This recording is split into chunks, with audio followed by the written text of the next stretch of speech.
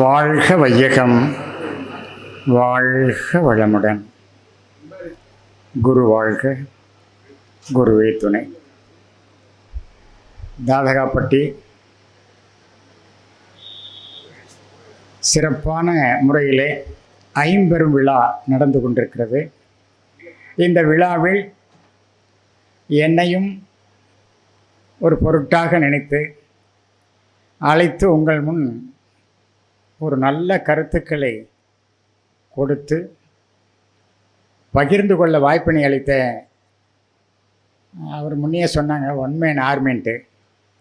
தாதகாப்பட்டி நிறுவனர் எல்லா பொறுப்புகளையும் சுமந்து தள்ளாத வயது இல்லை. ஆனால் அவர் வயசு 84 இருந்தாலும் அதெல்லாம் தவிர்த்து தொண்டாற்றி கொண்டிருக்கக்கூடிய டிபிஆர் ஐயா அவர்களை நன்றியோடு வணங்கி வாழ்த்தி, மேடையிலே அமர்ந்திருக்கின்ற சான்றோர் பெருமக்கள் அனைவரையும் நன்றியோடு வணங்கி வாழ்த்தி, இந்த விழாவிற்கு வந்திருக்கக்கூடிய இருபால் அன்பு உள்ளங்களையும் நன்றியோடு வணங்கி வாழ்த்தி, அனைவரும் உடல் நலம், நீளாயுள், நிறை செல்வம், உயர்ப்புகள், மெய்ஞானம் ஓங்கி வாழ்க வளமுடன் என்று குருவின் நினைவில் நின்று வாழ்த்தி மகிழ்கின்றேன். வாழ்க வளமுடன், வாழ்க வளமுடன். இன்றைக்கி கொடுத்துருக்கிற தலைப்பு பத்திரிக்கையில் இருந்தது வேறு. ஐயா எப்படி முன்னால் இருக்கிறாரோ அந்த மாதிரி என்னையும் முன்னால் பேச சொல்லிட்டாங்க. ஆனால் ஒரு தலைப்பு எப்படின்னா, வள்ளலார் வழியில் மகரிஷி அப்படின்னு சொல்லிட்டு ரொம்ப சிறப்பாக சொல்லியிருக்காங்க. அதை பற்றி கொஞ்ச நேரம் சிந்திக்கலாம். யான் அறிந்த அளவுக்கு. சான்றோர் பெருமக்களே, வள்ளல் பிரான் 1823 பிறந்தார். ஆனால் அவருடைய வயது 51 வயசு அவருடைய காப்பீட்டு கொண்டது. அவள் பார்த்தீங்கன்னா வாழ்ந்த காலம் 51. இந்த 51 ஆண்டுகளில் ஒரு பெரிய சாதனை படுத்தியிருக்கின்றார். அம்மா சொன்னாங்களே, அந்த மாதிரி எல்லா தெய்வத்தையும் பாடினார்.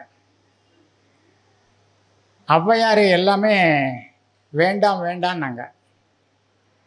ஓதாமல் ஒரு நாளும் இருக்க வேண்டாம், ஒருவரையும் பொல்லாங்கு சொல்ல வேண்டாம், மாதாவை மறக்காமல், இப்படி எல்லாத்தையும் வேண்டாம் வேண்டான்னாங்க. இவர் பாடினார், அப்படியே திருப்பி பாடினார், வேண்டும் வேண்டும்னு பாடினார். பார்த்தீங்கன்னா ரொம்ப சிறப்பாக ஒவ்வொரு வார்த்தைகளையும் போட்டிருக்கிறார். ஒருமையுடன் உனது திருமலரடி நினைக்கின்ற உத்தமர்தம் உறவு வேண்டும், உள்ளொன்று வைத்து புறமொன்று பேசுவார் உறவு களவாமை வேண்டும். எப்படி பேசுகிறார் பாருங்க. பெருமை பெறும் நினது புகழ் பேச வேண்டும். எப்படிலாம் பாடுறான்னு பார்க்கணும். பெருமை பெறும் நினது புகழ் பேச வேண்டும், பொய்மை பேசாதிருக்க வேண்டும். பொய் பேசக்கூடாதுன்றார். பெருநெறி பிடித்து ஒழுக வேண்டும், பெருநெறி பிடித்தொழுக வேண்டும், மதமான பேய் பிடியாது இருக்க வேண்டும்.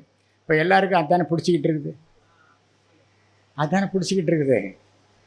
சொல்லுங்க பார்க்கலாம். அந்த நான் என்ற மதம் பிடிச்சிச்சே.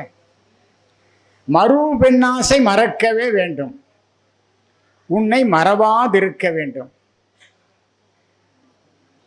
எப்படிலாம் பாடியிருக்கிறாரு நான் பார்த்தேன். அதுக்கு அடுத்தது பாடுறாரு, மதி வேண்டும். எல்லாத்துக்கும் இறைவன் சிறப்பாக கொடுத்துருக்கிறேன்னா கொடுக்கலீங்களா? மதி என்பது அறிவு. அறிவு கொடுத்துருக்கிறேன்னா இல்லைங்களா? சாமி வேதாத்திரி மகேஷ் ரொம்ப அழகாக சொல்வார், முழுமையான அறிவை பெற்றவன் மனிதன் என்று சொல்வார். மதி வேண்டும், நின் கருணை நிதி வேண்டும், நோயற்ற வாழ்வில் நான் வாழ வேண்டும். கடைசியில் கேட்கிறார், தருமமிகு கந்த கோட்டத்தில் வளரும் பாரு. எவ்வளோ அருமையாக பாடுறாரு அந்த பாட்டெல்லாம். சண்முக வேலே கந்த வேலைன்னு பாடுறாரு. கந்தவனை பாடினார். அம்மா சொன்ன மாதிரி சிவனை பாடுறாரு ஒரு இடத்துல, மறக்காத இருக்கேன் அப்படின்ட்டு. பெற்ற தாய்தனை மகன் மறந்தாலும் பிள்ளையை பெறும் பெற்ற தாய்தனை மகன் மறந்தாலும் பிள்ளையை பெறும் தாய் மறந்தாலும் உற்ற தேகத்தை உடல் மலர்ந்தாரும் உயிரை மேவிய உடல் மறந்தாலும் கற்ற நெஞ்சகம் கலை மறந்தாலும் கண் நின்று இமைப்பது மறந்தாலும். பாருங்க எவ்வளவு அருமையா சொல்றார். நற்றவத்துள் நின்று ஓங்கும் நமச்சிவாயத்தை நான் மறவேனேன்னாரு. அருமையா பாடிட்டார். அவர் வாழ்க்கையில முதல் எடுத்தது என்ன அப்படின்னா தர்மசாலை அமைக்கிறார். ஏன்னா அவருடைய கோட்பாடே பார்த்தீங்கன்னா மோட்ச வீட்டின் திறவுகோள் எதுன்னு சொன்னால் ஜீவகாருண்ய ஒழுக்கமேன்னு சொன்னார். ஜீவகாருண்ய ஒழுக்கமே மோட்ச வீட்டின் திறவுகோள்னார். ஒரு 4 ஒழுக்கங்களை சொல்றாரு. என்ன ஒழுக்கம் நம்மகிட்டலாம் இருக்குதான்னு கொஞ்சம் பாருங்க. முதல் ஒழுக்கம் இந்திரிய ஒழுக்கம்ன்றாரு. இந்திரிய ஒழுக்கம்னா நமக்கு தெரியும் இல்லைங்களா? நிறைய கவிகளை நிறைய ஞானிகள் பாடியிருக்கிறாங்க. அதில் முதல் ஒழுக்கம் இந்திரிய ஒழுக்கம். இந்திரிய ஒழுக்கம்னா தெரியுமில்ல, ஞான இந்திரியங்கள் 5, கர்ம இந்திரியங்கள் 5. அதில் இந்திரிய ஒழுக்கத்தை சொல்றாரு. ஏன் காரணம் என்ன? முதல் ஒழுக்கம் இந்திரிய ஒழுக்கம் சொன்னது காரணம் என்ன? வேதாத்திரி மகிழ்ச்சி அதான் சொல்றாரு. ஆனால் அதை பின்னால் பார்க்கலாம். அப்போ முதல் ஒழுக்கம் இன்பம் துன்பம் எல்லாத்துக்கும் காரணம் எது? இந்திரியங்கள் தான். நான் நிறைய கேள்வி கேட்பேன். இன்பமும் இருக்கு துன்பமும் இருக்கு, அதிகபட்சமாக எது இருக்குன்னு கேட்பேன். துன்பம் தான் இருக்குன்னுவாங்க. அப்போ அந்த இந்திரியம் இல்லாத வாழ முடியுமா? முடியாது. இந்த 5 புலன்களும் இல்லைன்னா ஜடம்ன்றார் சாமிஜி. அப்போ 5 இந்திரியங்களும் வேணும். ஆனால் 5 இந்திரியங்களை வைத்துக்கொண்டு இறைவனை உணர முடியுமானா முடியாது. அத்துவித ஆதிபரா சக்திதனை ஐயுணர்வால் அறிவதற்கு வழியே இல்லை. தத்துவங்கள் அனைத்திற்கும் மூலமான தலையாய நம் சக்தி அரூபம் என்றோம். வித்து நிலை அறிந்து அறிவை ஒன்ற வெட்ட வெளி ரகசியமும் விளக்கமாகும்ன்றார். அப்போ 5 புலன்களால் இறையை உணர முடியாதுன்னு சொல்லிட்டார். ஆனால் அதே இன்னொரு கவியில் சொல்கிறாலும் புலனைந்தின் துணை கொண்டு புவி மீது வாழ்ந்திடுவோம். அப்போது இந்த 2க்கும் முரண்பாடாக தெரியும்ல, அப்படி தானே? புலனைந்தின் துணை கொண்டு புவி மீது வாழ்ந்துடுவோம். ஆனால் 5 புலன்களால் இறைவனை உணர முடியாது. இது எப்படி? கொஞ்சம் இதை சிந்தனைக்கு எடுத்துக்கொள்ளணும். புலன் இல்லைன்னா வாழ முடியாது, ஜடம் வச்சுங்க. ஆனால் அந்த 5 புலனும் வச்சுக்கொண்டு தான் வாழணுன்றாரு. அப்போ என்ன காரணம்? திருமூலர் சொல்கிறாரு, அதை வேதாத்திரியும் சொல்கிறாரு. திருமூலர் என்ன சொல்கிறார்? 5ம் அடக்கு அடக்கென்பர் அறிவிலர், 5ம் அடக்கும் அமரரும் இங்கில்லை, 5ம் அடக்கிடில் அசேதனமாமே, 5ம் அறியும் அறிவறிந்தேனே. அப்போ அறிவு புலன்களை ஆள வேண்டும் என்று சொல்கிறார். இப்போ நமக்கெல்லாம் எது ஆளுது? நான் இப்போ சமீப காலமாக ஒரு சில கேள்விகளை கேட்குறேன். கருவறையில் இருக்கக்கூட அது இருட்டா வெளிச்சமா அப்படின்னு. என்னம்மா இருட்டா வெளிச்சமா? கருவறை இருட்டா வெளிச்சமான்னு? இருட்டு. கல்லறை இருட்டா வெளிச்சமா? இருட்டு. இந்த 2 இடத்துல இருக்கக்குள்ள நமக்கு எதனா துன்பம் இருக்கா? இந்த 2 இடத்துல இருக்குள்ள நமக்கு என்ன துன்பம் இருக்கா? இல்லை. அப்போ கருவறையிலிருந்து வெளியே வந்துட்டோம். அல்ல, கல்லறை போகிற வரையிலும் பார்த்தீங்கன்னா ஏகப்பட்ட பிரச்சனை. இந்த பிரச்சனை எதனால் வருது? ஆனால் வேதாத்திரி மகரிஷி அவர்கள் சொல்லுவாங்க, life is problem, problem is லைஃப்னு சொல்லுவாங்க. அப்போ 2ம் இருக்குது. எப்படி இருக்குன்னு தான் இப்போ பார்க்கணும், உண்டா இல்லைங்களா? அப்போ என்ன காரணம்? வெளியே வந்த உடனே பொருள் மயக்கம் வந்துடுச்சு. அது வேதாத்திரி மகரிஷி ரொம்ப அழகாக சொல்லுவார். தேவையினுடைய அடிப்படையில் எடுப்பதெல்லாம் தப்புன்னா தப்பு இல்லை. இயற்கை தேவைன்னு இருக்கு, அந்த தேவையினுடைய அடிப்படையில் எடுக்கிறது தப்பான தப்பு இல்லை. ஆனால் இப்போ இயற்கை தேவையை மட்டும் பூர்த்தி பண்ணிக்கிறோமா, இல்லை எக்ஸ்ட்ரா எக்ஸ்ட்ரா எக்ஸ்ட்ரா எக்ஸ்ட்ரான்னு போயிட்டே இருக்கிறோமா? எவ்வளோ லக்ஸூரியாக வாழ்ந்தாலும் அதுக்கு தகுந்த மாதிரி துன்பம் வருமா வராதா? வரும். வருமா வராதா? நிச்சயமாக வரும். அப்போ எப்படி வாழ்கிறது? அம்மா சொன்னாங்க, வேதாத்திரி மகேஷனுடைய பிறப்பிலிருந்து இறப்பு வரையிலும் பார்க்கணும். அவர் எப்படி வாழ்ந்தார், எவ்வளவு வசதி வந்த போதும் எவ்வளவு வசதி இல்லாத போதும் அவருடைய நிலை ஒரே மாதிரி இருந்தது. அவருடைய நிலை ஒரே மாதிரி இருந்தது. அதுதான் நம்ம சிந்தித்து பார்க்கணும்.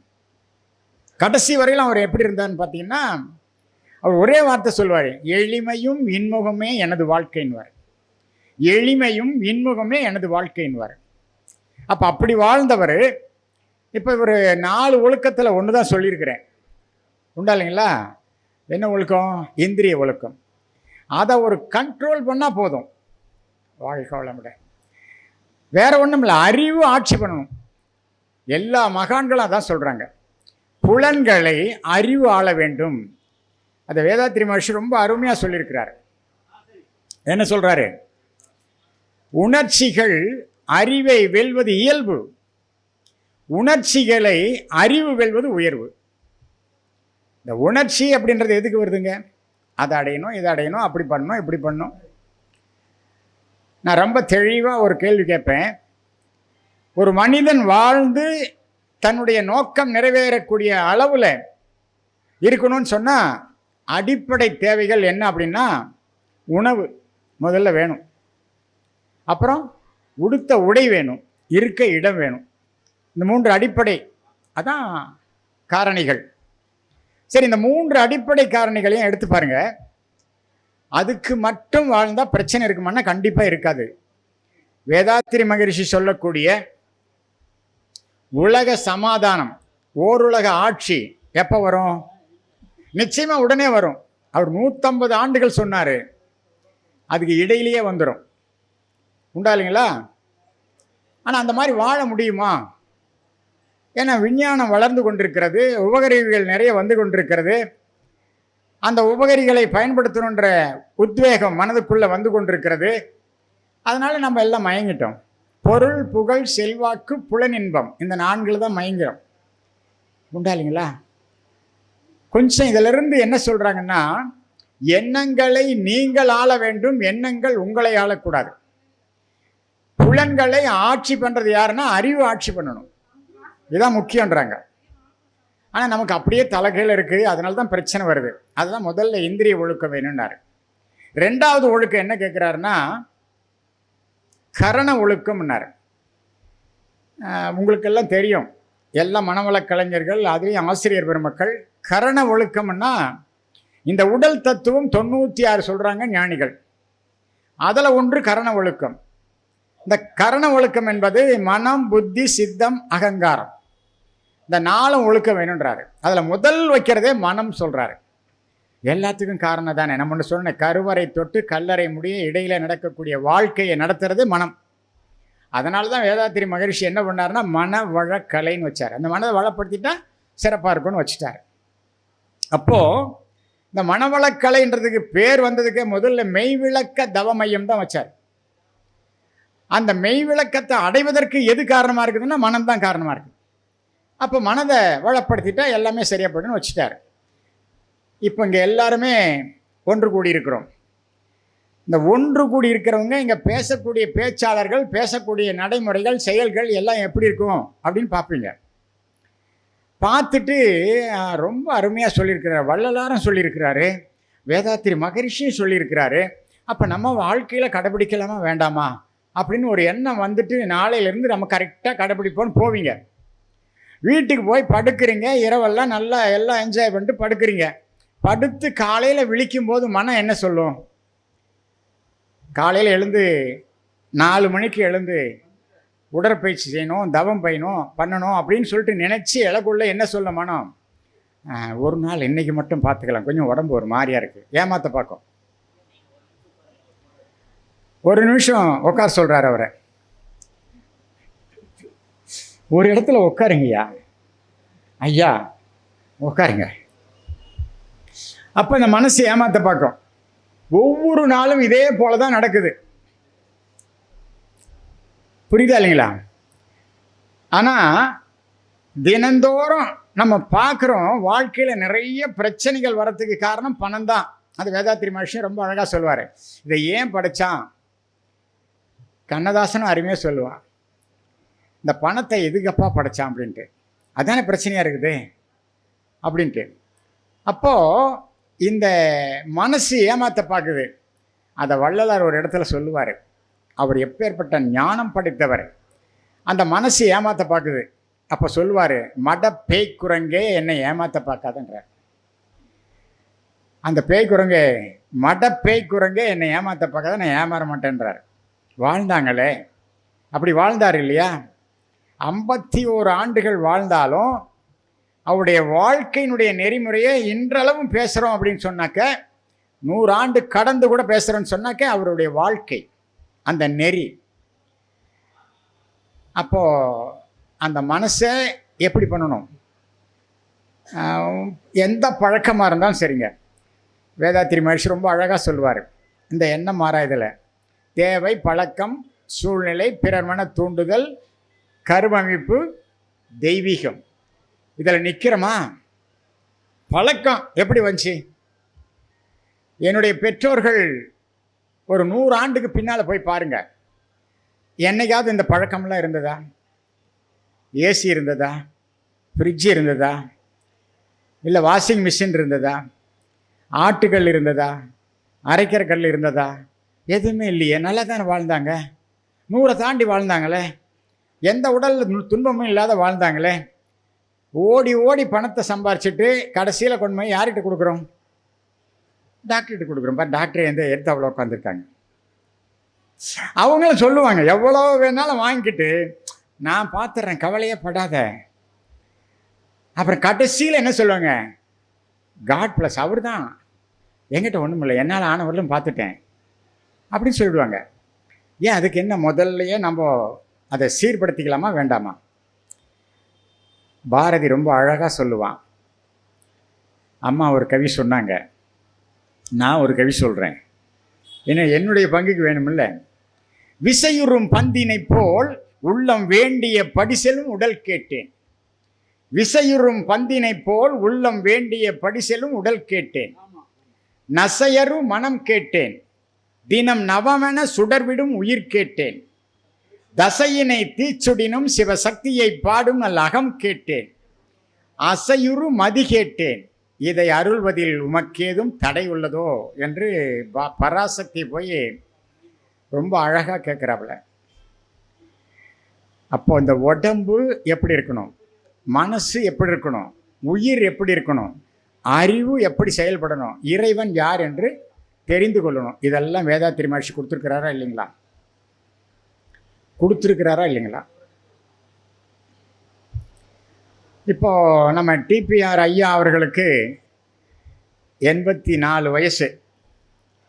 ஆனால் இன்றைக்கும் எப்படி பாருங்கள், ஐயா ஏங்க ஐயா வர்றீங்க, நான் வீட்டிலேருந்து சொல்கிறேன், ஐயா தபால் ஒன்றும் வேண்டாம், எனக்கு தகவல் வந்துடுச்சு போதும், எனக்கு வீட்டுக்கு கொண்டாடாத. நான் வீட்டுக்கு வந்து தான் பத்திரிக்கை கொடுப்பேன் அப்படின்னு வீட்டுக்கு வர்றாரு. அதுக்கு துணையாக மணி வந்தார். அவங்க 2 பேரும் வந்து பத்திரிக்கை கொடுக்குறாங்க. எவ்வளோ சொல்லியும் கேட்கல, ஆனால் இன்றைக்கும் செய்கிறாரு. அதனால தான் அவர் ஒன்மேன் ஆர்மின்னு சொன்னோம், உண்டா இல்லைங்களா? ஏன்னா அப்படி வர்றாரு, செய்கிறாரு. அப்போ இந்த உடம்பு அப்படி இருக்கணும் அப்படின்னு கேட்டதுக்கு சாமி எல்லாத்தையும் கொடுத்துருக்குறாரு. நல்லா பயிற்சி பண்ணி பாருங்கள், உடம்பு இருக்குமா இருக்காதா? இப்போ சண்முகம் ஐயா கேட்டார், நீ நின்றுக்கிட்டே பேசுகிறீங்களா உட்காந்துக்கிட்டு பேசுகிறீங்களான்னாரு. நான் ஆழியார்லேயே கிளாஸ் எடுத்தாலும் நின்றுக்கிட்டு தான் பேசுகிறேன், கல்லூரியில் போய் காலையிலேருந்து சாயந்தரம் வரையும் எடுத்தாலும் நின்றுக்கிட்டு தான் பேசுகிறேன். ஆனால் ஒன்று, காம்ட்ரெஸ்ஸுக்கு போனால் உட்காந்து தான் பேசுகிறேன். ஏன்னா அங்கே அப்படி தான் பொசிஷன், உட்கார வச்சிடுறாங்க. அப்போ அந்த மாதிரி பார்த்தீங்கன்னா, அப்போ அந்த அளவுக்கு மனதில் வலிமையும். வயசு எதுக்குங்கய்யா? வயசு எதுக்கு? உடம்புக்கா மனசுக்கா? வயசு உடம்புக்கா மனசுக்கா? ஐயா உள்ள வாங்க, இங்க வாங்க. அப்போ மனசு வலிமையா இருந்தா உடல் தானாவே அதுக்கு இயல்பா செயல்படும். வாழ்க வளமுடன்.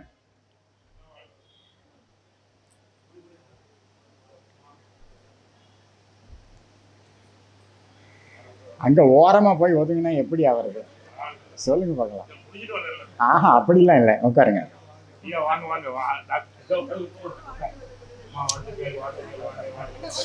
வாழ்க வளமுடன்.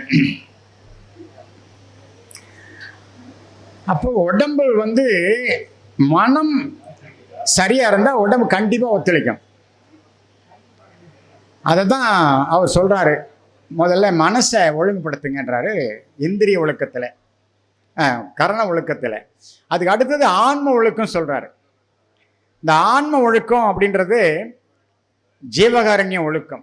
ஒவ்வொரு ஜீவனாக இருந்தாலும், எந்த ஜீவனாக இருந்தாலும், அதுதான் சாமி முதல்ல இந்த பாட்டிலேயே பார்த்தீங்கன்னா 2 ஒழுக்க பண்பாட்டில் எல்லா உயிர்களுக்கும் என்னால் முடிந்த உதவி செய்யணும் தான் போட்டார்.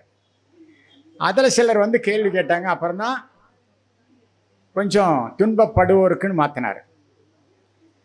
அப்போ கேள்வி நாமளே கேட்குறோம், ஞானிகள் சொல்வது சரியாக தான் சொல்கிறாங்க, அதில் இடையில் நாம் பூந்து கெடுத்துடுறோம், அவ்வளோதான். அப்போது இந்த ஒவ்வொரு ஜீவனுக்கும், அதனால தான் அவர் பாடினார், வாடிய பயிரை கண்டபோது வாடினேன்னாரு. பயிரை பார்த்து கூட நான் மனசு இறங்கிடுச்சு எனக்கு. அப்போது அந்த பயிரிலிருந்து ஓரறிவு தாவரத்திலிருந்து 6 அறிவு பெற்ற மனிதன் வரையிலும் அந்த ஜீவனை வணங்கினார். இதுக்கு அடுத்தது நான் ஒரு சிந்தனை பண்ணேன், இவர் இப்படி சொல்கிறாரு, இந்த 4 ஒழுக்கத்துக்கு முன்னால், இதை படிக்கிறதுக்கு முன்னால் பாரதி என்ன சொல்லுவாருங்க, காக்கை குருவி எங்கள் ஜாதி, நீள் கடலும் மலையும் எங்கள் கூட்டம், நோக்கும் திசை எல்லாம் யாமின்றி வேறில்லை, நோக்க நோக்க களியாட்டும்னு சொல்ல. அப்போ ஜடப்பொருள்லாம் பாடியிருக்கிறாரே, வள்ளலார் பாடலையே அப்படின்னு எனக்குள்ள ஒரு நோக்கம் இருந்துக்கிட்டே இருந்துச்சு. அப்புறம் படிக்க படிக்க அதில் கடைசியில் பார்த்தீங்கன்னா ரொம்ப அற்புதம், ஜீவ ஒழுக்கத்துக்கு அடுத்தாப்புல ஆன்ம ஒழுக்கம்னு சொன்னார். எல்லா உயிரிலும் ஆன்மை இருக்குது, உயிர் இருக்குது, எல்லா உயிரும் இறைவனுடைய கூறு. அப்போ எல்லா பொருளையும் எப்படி இருக்கணும், அதை ஒழுக்கமாக பார்க்கணும். நாமெல்லாம் என்ன பண்ணுவோம், ஒரு பொருள் இருந்தால் காலில் உதைப்போம், தப்பா ரைட்டா? தப்பு. ஆனால் அந்த படியை ஏறி வரும்போது படியை தொட்டு கும்பிடுவோம், அதுக்கு மட்டும் வணக்கம் செலுத்துவோம். ஒவ்வொரு பொருளிலும், அதனால தான் பாருண்ணா, எழுதும் தெய்வம், எழுதுகோளும் தெய்வம்னா, எல்லாமே தெய்வம்னா. அப்போ எல்லாத்துலேயும் தெய்வம் இருக்குள்ள எல்லாத்தையும் வணங்கணும். 4 ஒழுக்கத்தை சொன்னார். எவ்வளவு சிறப்புன்னு பாருங்க. அவருடைய வாழ்ந்த காலம் 51 இருந்தாலும் அவருடைய வயது எந்த காரணம் இல்லை, எப்படி வாழ்ந்தாங்கன்னு பார்க்கணும். பாரதி வாழ்ந்த காலம் கொஞ்சமாக இருந்தாலும் சரித்திரத்தில் நிற்கின்றார்கள், சரித்திரத்தில் நிற்கின்றார்கள். நாமெல்லாம் என்ன பண்ணுவோம், அப்துல் கலாம் சொன்ன மாதிரி ஒரு அடையாளத்தை விட்டுட்டு போகணும்னு சொல்லுவார். பிறப்பு ஒரு சம்பவமாக இருக்கலாம், வாழ்க்கை ஒரு சரித்திரமாக மாறணும்னு சொல்லுவார். அந்த மாதிரி நாமெல்லாம் வாழ்ந்தணும். ஆனால் வேதாத்திரி மகரிஷியினுடைய சீடர்களாக இல்லை, அவர் ஆசிரியர்களாகவே மாற்றிருக்கிறார். அப்போ எப்படி வாழணுங்க, சிறப்பாக வாழணும். இப்போ அவர் சொன்னதெல்லாம் நாம் பார்த்தோம். ஏன்னா ஐயாவும் வந்துட்டார், அவருக்கு இடம் விடணும். அப்போ வேதாத்திரி மகரிஷி என்ன பண்ணாருங்க, நல்ல உடற்பயிற்சி கொடுத்தாருங்க. இந்த உடற்பயிற்சி தொடர்ந்து செஞ்சால், தவறாமல் செஞ்சால் உடல் நலமாக இருக்குமா கெட்டு போயிடுமா? நலமாக இருக்கும். செய்கிறோமா? இதுதான் பிரச்சனை, இதுதான் பிரச்சனை. அதுதான் முன்னே சொன்னேன், ஏமாத்த பார்க்குது மனசுன்னு சொன்னேன். தொடர்ந்து உடற்பயிற்சி செஞ்ச எந்த நிலையிலையும் விடக்கூடாது. ஏன்னா சாப்பிட்றத விடுறோமா? சாப்பிட்றத விடுறதில்லை. அப்போ சாப்பிட்றதுக்கே என்ன வேணும்? உடம்பு வேணும். சம்பாரித்த பணத்தை அனுபவிக்கிறதுக்கு என்ன வேணும்? உடம்பு வேணும். அப்போ முதல் தத்துவம் என்ன தெரியுமா? நான் ஒரு நூல் படித்தேன், அந்த நூலில் அவன் முதல்ல சொல்கிறான், நீங்கள் போடக்கூடிய பட்டியலில் முதல் 1 மணி நேரம் உங்கள் உடலுக்காக ஒதுக்குங்கன்றான். யார் ஒதுக்குறோம்? காலையில் எழுந்தால் முதல் 1 மணி நேரம் என்னுடைய உடலுக்காக நான் ஒதுக்குகின்றேன். ஒதுக்கலாமா ஒதுக்கூடாதா? அதனால தான் வேதாத்திரி மகரிஷி அவ்வளவு சிறப்பாக உடற்பயிற்சி கொடுத்துருக்கிறார். எவ்வளோ நேரம்? இப்போ யோகாசனம் எவ்வளோ தெரியுமா? 84 லட்சம் யோகாசனம் இருந்ததுதான். ஒவ்வொரு ஜீவனும் ஒரு பயிற்சி. அதை அஷ்டாங்க யோகமாக மாற்றினது யாரு? பதஞ்சலி யோக சித்தர். அதுக்கு பின்னால் வேதாத்திரி அதை எப்படி மாற்றினாருங்க? 1/2 மணி நேரம் செஞ்சால் போதும், மீறி மீறி செஞ்சால் 40 நிமிஷம் போதும். நல்லா திருப்தியாக செய்யலாம். அவ்வளோ சிறப்பாக உடற்பயிற்சி வடிவமைத்து கொடுத்துருக்கிறார். எவ்வளோ கஷ்டப்பட்டார். ஒரு முறை அவருடைய ரூமில் சொல்கிறாரு, நான் இந்த உடற்பயிற்சியை வகுக்கும் போது எவ்வளவு சிரமப்பட்டேன், எத்தனை ஆராய்ச்சி பண்ணிட்டு அவர் கடைசியில் சொல்கிறார், உடல் செல்களில் இருக்கின்ற பதிவுகள் கூட நீங்கும்னார். உடல் செல்களில் இருக்கிற பதிவு கூட நீங்கும்னார். அப்பேற்பட்ட உடற்பயிற்சியை தொடர்ந்து செய்கிறோமா? ஒரு மருத்துவர் சொல்கிறாரு, என்ன சொல்கிறாருங்க, நீ ஒரு 5 கிலோமீட்டர் நடக்கலைன்னா ஜல்தியாக செத்து போயிடுவேன்னு சொல்கிறாரு. வச்சுங்க, நடக்கிறோமா இல்லையா? அப்போ செத்து போயிடுவோன்னாக்க நடக்கிறோம். ஆனால் நல்லா இருக்குள்ள நல்லா பயிற்சி பண்ணிட்டு நல்லா இருந்தால் நான் செய்ய மாட்டேன்றோம்.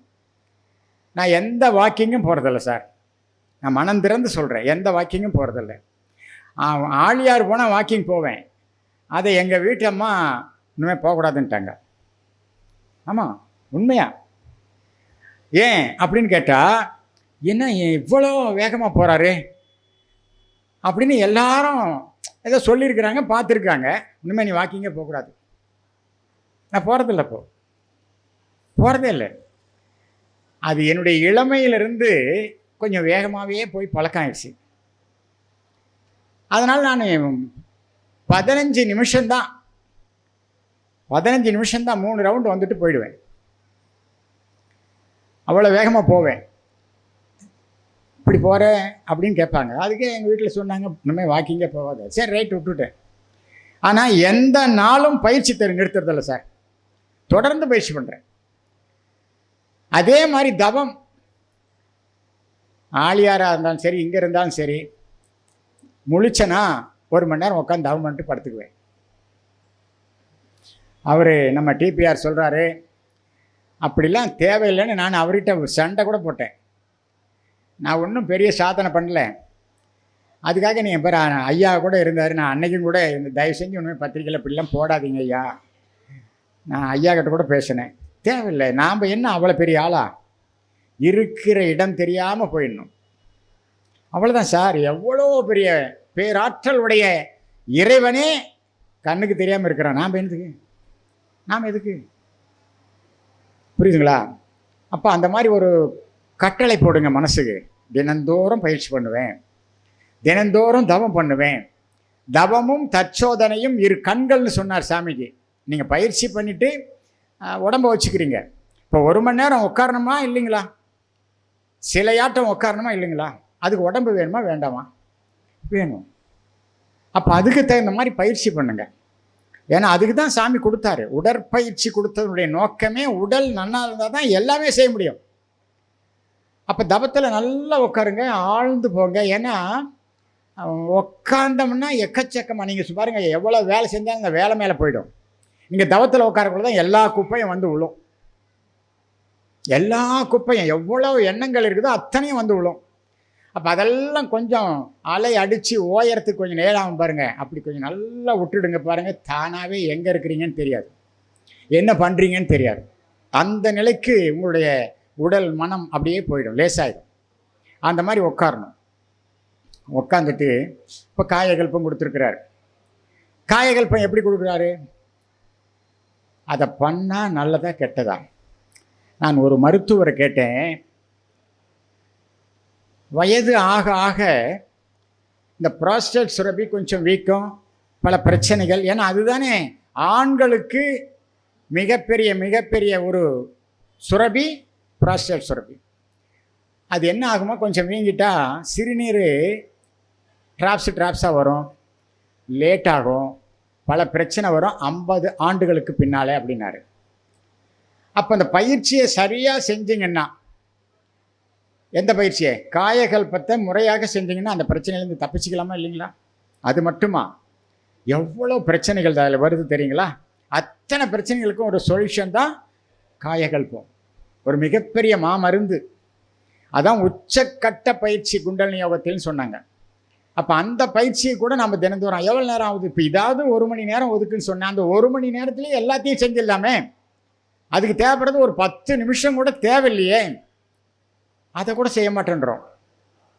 நீங்கள் முறையாக எல்லா பயிற்சிகளையும் செஞ்சு பாருங்கள். வேதாத்திரி மகரிஷி, பாரதி, பராசக்தி கேட்டால் வேதாத்திரி மகிழ்ச்சி நமக்கெல்லாம் கை மேலே கொடுத்துருக்கிறார். அதை செய்யுங்கன்றார். ஏன்னா காலம் காலமாக மனிதனை மாற்றுவதற்காக, மனிதனை பண்படுத்துவதற்காக, மனிதனை இறைநிலை உணர்வு பெறுவதற்காக எடுத்துக்கொண்ட முயற்சிகள் மகான்கள், சித்தர்கள், ஞானிகள் இவ்வளவுதான் இல்லை, நிறைய வரிசைய பட்டியல் வந்துக்கிட்டே இருக்குது. அதில் இவர் என்ன பண்ணார், ஒரு பெரிய சிந்தனை. இப்போ வள்ளலார் கூட அவர் கண்ணாடி பயிற்சி பண்ணார், எல்லாமே பண்ணாங்க, அதெல்லாம் யாரும் மறுக்கவே முடியாது. ஆனால் அவர் பயிற்சியாக கொடுக்கல, இவ்வளோதான் பிரச்சனை. ஒரு தியானம் முறையாக கொடுத்தாருன்னா இல்லை. அவர் ஒளியை பார்த்தார், அருட்பெருஞ்சோதி அருட்பெருஞ்சோதி தனிப்பெருங்கருணை அருட்பெருஞ்சோதின்னு சொன்னார். ஆனால் வேதாத்திரி மகர்ஷி அதுக்கு மூலம் எது அப்படின்னு கண்டுபிடிச்சாரே, அதான் மிகப்பெரிய சமாச்சாரம். ஒரு அணுக்கள் எப்படி உற்பத்தி ஆகிறது இதுவரையிலும் யாரும் சொல்லலை. அதையும் சாமி ஒரு கவியில் சொல்கிறார் இல்லைங்களா, முந்தையோர்கள் அகத்தவத்தால் முற்றுணர்ந்த போதிலும் ஒளிவதற்கு ஊமையின்றி முட்டி மோதி நின்றனர். இந்த நாள் விஞ்ஞானமோ ஏற்றம் பெற்றதாலவே இயங்கிடும் மின்சார மூலம் எல்லோருக்கும் உணர்த்தலாம்னு சொல்லிட்டார். அன்னைக்கு தெரிஞ்சது உணர்த்த முடியல, இன்னைக்கு லேசாக உணர்த்தலாம், அவ்வளோதான். எல்லாத்தையும் கொடுத்துருக்கிறாரு. அதை நம்ம முறையாக செஞ்சால் எப்படி இருக்கும், அதான் முக்கியமாக நம்ம தெரிஞ்சுக்கணும். அன்பு உள்ளங்களே, வள்ளலார் இறப்பே இருக்கக்கூடாதுன்னார்.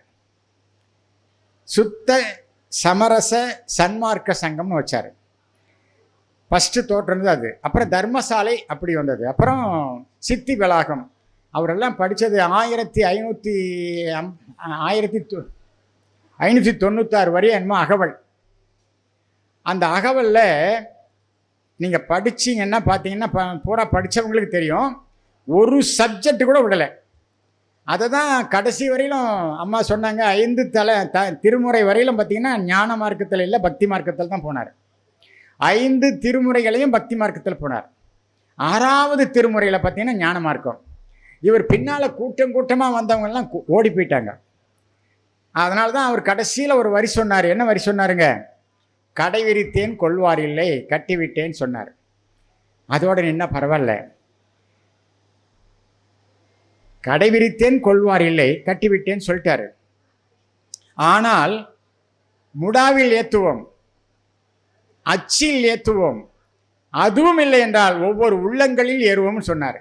அதைத்தான் வேதாத்திரி மகர்ஷிகிட்ட ஒரு 10 ஆண்டு உங்கள்கிட்ட இருக்கிறப்பா அப்படின்னு சொல்லிட்டாரு. இந்த 10 ஆண்டில் சாமியை எழுதின கவிகள் உரைநடைகள்லாம் பார்த்தீங்கன்னா எவ்வளோ நல்லா சிந்தனை பண்ணி பாருங்கள், எவ்வளவு சிறப்பாக பண்ணியிருக்கிறான்னு பாருங்கள். இந்த 10 ஆண்டுகளில் 1854 கவி எழுதியிருக்கிறார். சாதாரணமாக ஒரு 70-80 புத்தகம் எழுதியிருக்கிறார். எவ்வளவு ஞானம், எப்படி வந்தது? அம்மா சொன்ன மாதிரி 3வது படித்தவருக்கு எப்படி வந்தது? நம்ம சிந்தனை பண்ணணுமா இல்லைங்களா? அப்போ இறையோடு ஒன்றும் போது இறையே அத்தனையும் இவருக்குள்ளே கொடுக்குது. எழுதினார், ஒவ்வொன்றா எவ்வளோ அற்புதமாக எழுதியிருக்கிறாரு.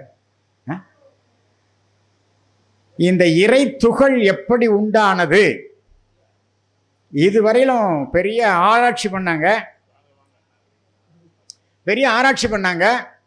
அடி ஆழத்தில் போய் அந்த அணுக்களை வெடிக்க சொன்னாங்க. முதல்ல ஒரு தடவை தோல்வி, அப்புறம் 2011ஆவது ஆண்டு அது ஒரு சக்சஸ். அதுக்கு பேர் வச்சாங்க, என்ன பேர்? காட் பார்ட்டிகள்னு பேர் வச்சாங்க. அவங்களுக்கு நோபல் பரிசு, அவங்களுக்கெல்லாம் நோபல் பரிசு உண்டாளுங்களா. ஆனால் அதுவே வேதாத்திரி மகரிஷி எப்போ சொன்னாருங்க, இந்த ஆதியனும் பரம்பொருள் மெய் எழுச்சி பெற்று அணுவென்ற உயிராகி அணுக்கள் கூடி மோதி இணைந்து இயங்குகின்ற நிலைமைக்கேற்ப மூலகங்கள் பலவாகி அவை இணைந்து பேதித்த அண்டகோடிகளாய் மற்றும் பிறப்பு இறப்பிடை உணர்தல் இயக்கமாகி நீதி நெறி உணர் மாந்தராகி வாழும் நிலை உணர்ந்து தொண்டாற்றி இன்பம் காண்போம். இந்த ஒரு பாட்டு போதும், மனிதன் பிறந்து வளர்ந்து வாழ்ந்து தன்னுடைய நோக்கம் நிறைவேறுவதற்குரிய அத்தனை கருத்துக்களும் அந்த ஒரு பாட்டில் அமைஞ்சிருக்கு. நாமெல்லாம் அந்த பாட்டை ஒரு நாள் தவறாமல் இறைவணக்கத்தில் பாடுறோம். அதனுடைய கருத்து ஊன்றி பார்த்து அதற்கேற்றவாறு தன்னுடைய வாழ்க்கையை மாற்றிக்கொள்ள முடியுமான்னா முடியல.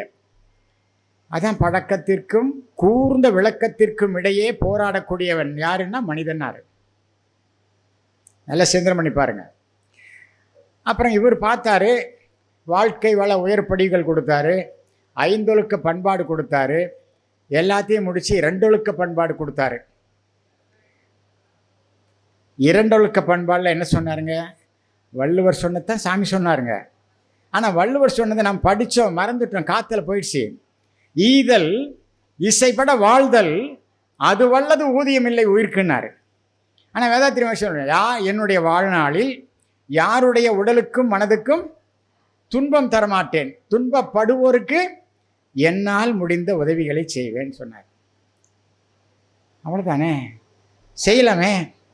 முடியாத செய்ய சொன்னால் தான் கஷ்டம், முடிகிறத செய்யலாமே. எவ்வளோ சிறப்பாக சொன்னாருங்க. முதல்ல வாழ்க்கை வள உயர்வு படிகள் கொடுத்தாரு. ஐந்தொழுக்க பண்பாடில் என்ன சொன்னார்? என்னுடைய வாழ்க்கையை நான் ஓட்டணும்னா என்னுடைய உழைப்பில் வாழணும் சொன்னார் இல்லைங்களா? என்னுடைய உழைப்பால் வாழணும். பிற பொருளை அபகரிக்க மாட்டேன். உயிருக்கு உணவுக்கு உயிர் கொள்ளா நோன்பு. பிறர் பொருளுக்கு எந்த விதமான ஆசையும் படக்கூடாது. கடைசியில் சொல்கிறாரு, பிற பொருள்களை பார்த்து காக்கணும். இப்போ இன்றைக்கெல்லாம் எவ்வளவு அழிவு ஆகுதுங்க. ஒன்றும் இல்லை, நாட்டையும் பாருங்கள், போர் நடக்குது. எத்தனை கோடிக்கணக்கான மக்களை அழிச்சிருப்பாங்க. ஒரு உயிரை உற்பத்தி பண்ண முடியுமா? ஒரு உயிரை உற்பத்தி பண்ண முடியுமா? இயற்கையை வெல்ல முடியாதுன்னு சாமி சொன்னார். ஒரு முறை நாங்கள்லாம் பயிற்சி எடுத்துக்கும் போது சொன்னார், இயற்கையை வெல்ல எவ்வளோனாலும் முடியாது, யாராலையும் முடியாது. ஆனால் நாம் அதை தான் வென்றுணுன்னு பார்த்துக்கிட்டு இருக்கிறோம். எங்கெங்கேயோ போகிறோம், என்னென்னமோ பண்ணுறோம். ஆனால் மனித குலத்துக்கு அழிவைத்தான் உண்டு பண்ணியிருக்கிறோம், ஆக்கத்தை உண்டு பண்ணல. விஞ்ஞானம் வளர்ந்தது, அது ரொம்ப அழகாக சொல்வார். ஆக்கத்துறையில் அறிவை சேர்த்து ஊக்கமுடன் உயர்வு நிச்சயம்னார். நம்ம எங்கே ஆக்கத்துறையில் செலுத்துகிறோம்? எவ்வளவுக்கு எவ்வளோ கீழ்நிலையில் போகணுமோ அவ்வளோக்கு அவ்வளோ கீழ்நிலைக்கு தான் போயிட்டுருக்குறோம். இதெல்லாம் மறந்துடணும். வேதாத்திரி மகரிஷி அவர் விட்டு போனதை இவர் எடுத்தார். இன்றைக்கி ஆழியாரனுடைய அருட்பெருஞ்சோதி நகர்னு தான் பேர் வச்சிருக்கிறார். அவர் ஜோதியாக பார்த்தாரு. இவர் இறைநிலை இருட்டு, அதிலிருந்து வந்த அணுக்கள் அது இயங்கும்போது ஜோதி, அவ்வளோதான். கொஞ்சம் இன்னும் பிஃபராக உள்ளே போயிட்டார். ஆனால் அவர் சொல்லியிருக்கிறார்.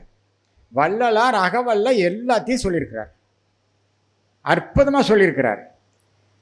அந்த உரைநடையோடு வாங்கி படித்து பாருங்க, அப்போ தான் தெரியும் அவருடைய பெருமை.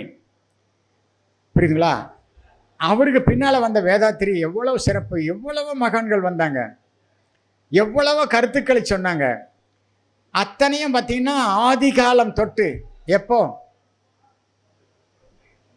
வேத காலம் தொட்டு, உபநிடதங்கள் தொட்டு, இதிகாச புராணங்கள் தொட்டு, இன்றைய சரித்திர காலம் வரையிலும் எடுத்து பார்த்தீங்கன்னா எல்லாரும் சொல்லியிருக்கிறாங்க, அருமையான கருத்துக்களை சொல்லியிருக்கிறாங்க. ஆனால் அது செயல் வடிவில் வரல. அதனால் பயிற்சி வடிவில் கொடுக்கலான்னு எல்லாத்தையும் பயிற்சியை கொடுத்தார். பயிற்சி வடிவில் கொடுத்ததுனால இன்றைக்கி லட்சோப மக்கள் சிறப்பாக இருக்காங்களா இல்லையான்னா கண்டிப்பாக இருக்கிறாங்க. லட்சோப மக்கள் சிறப்பாக இருக்கிறாங்க. அப்போ அந்த அளவுக்கு அந்த பயிற்சியில் ஒரு ஆதாயம் எதுக்கு? உடல் நலத்துக்கு, மனநலத்துக்கு, உயிர் வளத்துக்கு, எல்லாத்துக்கும் சிறப்பாக இருக்குதுன்னு சொன்னால் அந்த பயிற்சியை நாம் ஏன் எடுக்கக்கூடாது? ஐயா அடிக்கடி சொல்லுவார், உழவன் ஐயா, உன்னை படைத்தவனை ஒரு நாளைக்கு ஒரு தரம் ஒரு நொடிப்பொழுதேனும் எண்ணி துதித்ததுண்டோ மனமே. யார்? அவங்க ஊருக்காரர் தான் பாட்டு எழுதினார். நாமக்கல் கவிஞர் அதாவது ராமலிங்கம் பிள்ளை. அருமையான பாட்டு. நான் இந்த கவியை சொல்லி நான் நிறைவு பண்ணிக்கிறேன். அதாவது இறைவனை பற்றி அந்த காலத்துலேயும் நினச்சிருக்கிறாங்க, வேதாத்திரி மகரிஷி மாதிரியே நினச்சிருக்காங்க. அவர் 1823. இவர் நம்ம வேதாத்திரி மகரிஷி ஐயா அவர்கள் எப்போ 1911. ஒரு 100 ஆண்டு இடைவெளி இருக்குது. இந்த 100 ஆண்டு இடைவெளியில் எவ்வளவு மகான்கள் இருந்திருப்பாங்க, எத்தனை பேர் வந்திருக்கிறாங்க, போயிருக்கிறாங்க. ஆனால் எல்லாரும் சொன்ன கருத்தை தான் எடுத்து ஃபில்டர் பண்ணி நமக்கு பயிற்சி வடிவில் கொடுத்துருக்கிறாரு வேதாத்திரி மகரிஷி. ஆனால் அவர் ரொம்ப அருமையாக ஒரு கவி பாடியிருக்கிறாரு. நான் இதை ரொம்ப ஆராய்ச்சி பண்ணியிருக்கிறேன். சூரியன் வருவது யாராலே, சந்திரன் திரிவது எவராலே, காரிருள் வானில் மின்மினி போல் கண்ணில் படுவன அவை என்ன, பேரிடி மின்னல் எதனாலே, பெருமழை பெய்வது எவராலே, யார் இதற்கெல்லாம் அதிகாரி, அதை நாம் எண்ணிட வேண்டாமா? சிந்தனை பண்ணுறோமா? இன்னையும் இடிச்சா அர்ஜுனான்னு சொல்ல தானே பழகிருக்கிறோம், உண்டாளுங்களா? அது எப்படி வந்தது? வேதாத்திரி மகரிஷி ரொம்ப அழகாக சொல்கிறாரு. கடல் ஆவியாகி மேகமாகி குளிர்ந்த போது மழையா பொழியுது, பூமி செழிக்குது, மிக சிறப்பாக இருக்குது. அதுக்கடுத்தது தண்ணீர் விழுந்ததும் விதை என்று தரையில் முளைத்திரும் புல்லேது மண்ணில் போட்ட விதை ஒன்று மரம் செடியாவது யாராலே கண்ணில் தெரியா சிசுவை எல்லாம் கருவில் வளர்ப்பது யார் வேலை எண்ணி பார்த்தால் இதற்கெல்லாம் ஏதோ ஒரு விசை இருக்குமன்றோ. எத்தனை மிருகம் எத்தனை மீன்கள் எத்தனை ஊர்வன பரப்பன பார் எண்ணத் தொலையா செடிகுடிகள் எத்தனை உருவங்கள் எத்தனை நிறங்கள் அத்தனையும் தர வல்ல ஒரு கர்த்தன் யாரோ எங்கோ இருப்பதுமை. அல்லாஹ் என்பார் சில பேர்கள் அறநறி என்பார் சில பேர்கள் சொல்ல ஒன்னா நிர்வாணம் என்றும் சொல்வார்கள். வல்லான் அவன் பரமண்டலத்தில் வாழும் தந்தை என்பார்கள் சொல்ல ஒன்னா நிர்வாணம் என்றும் சொல்வார்கள். எல்லாம் இப்படி பல பேசும் ஏதோ ஒரு பொருள் இருக்கிறதே. அந்த ஒரு பொருளை தான் வேதாத்திரி மகர்ஷி மிக சிறப்பாக நமக்கெல்லாம் சொல்லியிருக்கிறார். சுத்தவெளி, ஒன்றுமில்லாத ஒன்று, பூஜ்யம், எவ்வளோ அழகாக சொல்லியிருக்காரு. அதுக்கு அடுத்தது பாடுறான், எந்தப்படியாய் எவரதனை எப்படி தொழுதால் நமக்கென்ன நிந்தை பிறரை பேசாமல் நினைவிலும் கெடுதல் செய்யாமல் வந்திப்போம் அதை வணங்கிடுவோம் வாழ்ந்திடுவோம் சுகமாய் வாழ்ந்திடுவோம். அதைத்தான் வேதாத்திரி மகர்ஷி சொல்கிறார். பயிற்சி வழிகளை கொடுத்திருந்தாலும் கூட கொஞ்சம் இதெல்லாம் சிந்தனை பண்ணி பாருங்கள். ஒருத்தருக்கும் துன்பம் இல்லாமல் வாழ கற்றுக்கொள்ளுங்கள், துன்பப்படுவோருக்கு ஏதாவது ஒரு உதவி செய்யுங்க அப்படின்னு சொல்லி ரொம்ப சிறப்பாக நமக்கெல்லாம் சொல்கிறார். அப்போ வள்ளலார் வழியிலேயே வந்த மகரிஷி மிக அற்புதமாக நமக்கு பயிற்சி வடிவில் எல்லாத்தையும் கொடுத்துருக்கிறாரு. இறை உணர்வை பெறுவதற்குரிய அத்தனை தத்துவங்களும் கொடுத்துருக்கிறாரு. உண்மையாகவே அவர் காப்பிட்டு கொண்டது பார்த்தீங்கன்னா 74 1874 51 வருஷம் அவர் வாழ்ந்தது. ஆனால் அந்த காப்பிட்டு கொண்டது பார்த்திங்கன்னா அது பலவிதமான கருத்துக்கள் உலாவினாலும் கூட முடியுமா முடியாதா என்னுடைய கேள்வி. இந்த உடல் எதால் ஆனது? அணுக்களால் ஆனது. அவர் ரூமில் போயிட்டு நான் காப்பிட்டுக்கிறேன் யாரும் திறந்து பார்க்காதீங்கன்னு போயிட்டார். ஆனால் திரும்பலை. அப்போ உடலை பிரிக்க முடியுமா முடியாதா? அணுவின் ஒரு கூட்டு தான் உடல், அதை பிரிக்க முடியுமா முடியாதான்னு கேட்குறேன். பாருங்க, ஐயா சண்முகம் சொல்கிறாரு பிரிக்கலான்னு சொல்கிறாரு. ஏன்னா ஒரு அணுக்கள் தானே இவ்வளோ பெரிய உடலாக வந்திருக்குது. அதை பிரிக்க முடியுமா முடியாதுன்னா நிச்சயமாக முடியும். ஆனால் அதற்குரிய சாத்தியக்கூறு என்னென்னா நல்ல தவம், சிறப்பான நேர்மறை உணர்வுகள். தவத்தில் ஓங்கி ஓங்கி ஓங்கி நின்றால் அதனுடைய சித்தி பிரிக்க முடியும். அது அஷ்டமா சித்திகள்னு நிறைய சொல்லுவாங்க, உங்களுக்கு தெரியும். அந்த மாதிரி பார்த்திங்கன்னா பிரிக்கவும் முடியும். அதை பிரிச்சுக்கிட்டாரு, அவ்வளோதான், பிரிச்சுக்கிட்டாரு. விவேகானந்தரே பலவிதமான தர்க்கங்கள் இருந்து கொண்டு தான் இருக்கிறது. ஒவ்வொரு மகான்களுக்கும் இந்த மாதிரி பல தர்க்கங்கள் இருக்கிறது. ஆனால் உண்மை நிலை என்ன? முடியுமா முடியாத? முடியும், கண்டிப்பாக முடியும். ஏன்னா எப்படி அணுக்கள் அதாவது இறை துகள் சேர்ந்து அணுக்களாக, அணுக்கள் சேர்ந்து பஞ்சபூதங்களாக, பஞ்சபூதங்கள் சேர்ந்து அது சீரான முறையிலே இணக்கமாக கூடி இயங்கும் போது ஒவ்வொரு அறிவு தாவரத்திலேருந்து 6 அறிவு பெற்ற மனிதன் வந்திருக்கிறோம். அதை எப்படி பிரிக்க முடியாத போயிடும்? முடியும், அதற்கு இலக்கு இருக்கிறது. ஆனால் அது நம்மளால் முடியுமா? சாதித்து காட்டியிருக்கிறார்கள் ஞானிகள். அந்த வகையிலே வேதாத்திரி மகரிஷி வள்ளலார் வழியில் மிக சிறப்பாக மனிதன் வாழ்வதற்குரிய அத்தனை தத்துவங்களும் ஒரு பேக்கேஜ் மாதிரி கொடுத்துருக்கிறார். அதை முறையாக செய்து வாழ்க்கையில் நாமும் இந்த சரித்திரத்தில் ஒரு இடம் பிடிப்போம் என்று சொல்லி நல்ல வாய்ப்புக்கு நன்றி கூறி விடைபெறுகின்றேன். வாழ்த்துக்கள். வாழ்க வளமுடன்.